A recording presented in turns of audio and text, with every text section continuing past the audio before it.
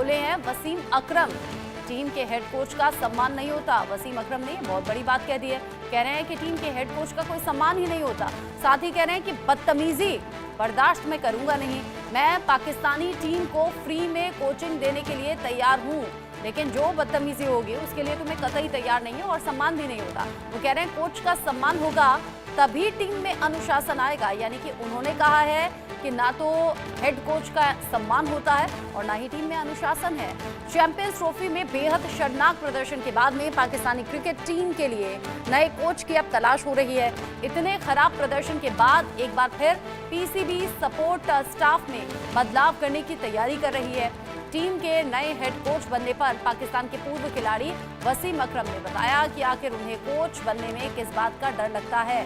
वसीम अकरम ने कहा कि अगर मेरी जरूरत पड़ी और पीसीबी ने मुझसे संपर्क किया तो मैं फ्री में कोचिंग देने के लिए तैयार हूं। अगर कैंप लगाना है तो उसके लिए भी मैं तैयार हूं।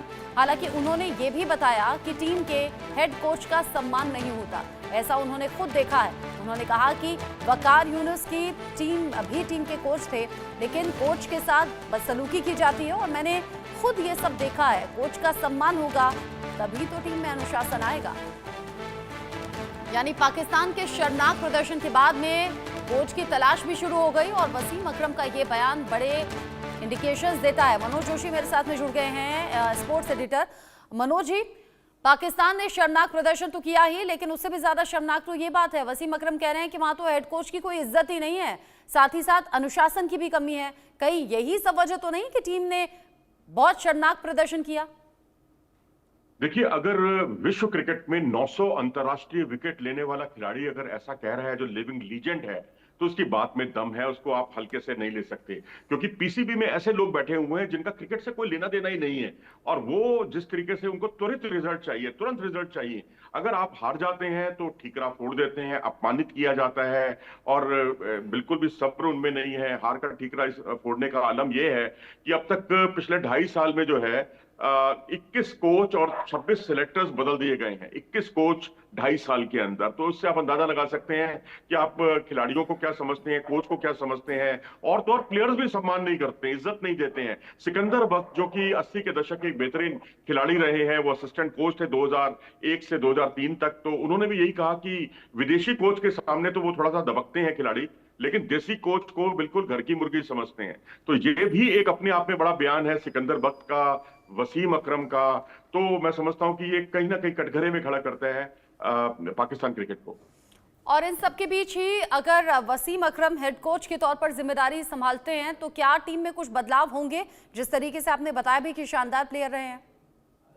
देखिए, केकेआर की टीम के वो बॉलिंग कोच रह चुके हैं और अच्छे परिणाम आए और बहुत कंफर्टेबल खिलाड़ी अपने आप को महसूस करते थे। तो कोच के तौर पर तो कोई दिक्कत है ही नहीं, एक लिविंग लीजेंड है वो। और उनका ये बयान कि वकार यूनुस ने जब क्रिकेट छोड़ा और 2006 में रिटायरमेंट लिया और 2010 में वो टीम की उनको कमान सौंपी गई, तो उसके बाद जो है वो कई मौकों पर, एक बार नहीं कई मौकों पर अपमानित किए गए। अब आपको छोटा सा उदाहरण देता हूं मैं, हालिया घटना अगर आप देखें, गैरी कस्टन उनके कोच बने, 6 महीने या 8 महीने के अंदर वो रुखसत हो गए, उनको छोड़ना पड़ा पद।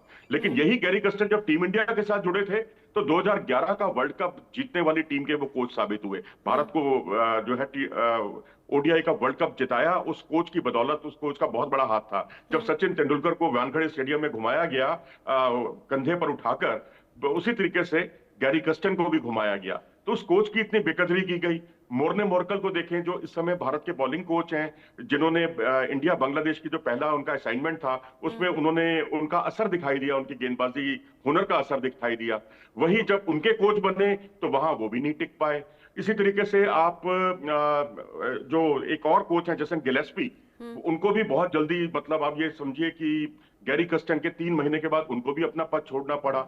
जब विदेशी कोच कंफर्टेबल नहीं है, देसी कोचों को बिल्कुल घर की मुर्गी समझा जाता है, खिलाड़ी भी उनको इज्जत नहीं देते, जैसा सिकंदर बख्श साहब ने कहा।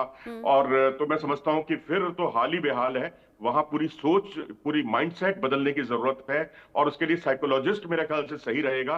वो पहले आए, उनको माइंडसेट उनको बताया कि क्रिकेट क्या है, क्रिकेट में कोच का क्या महत्व होता है। उनको बेसिक जानकारी जो है ना वो देनी जरूरी है, उसके बाद आप कोचिंग पे आए।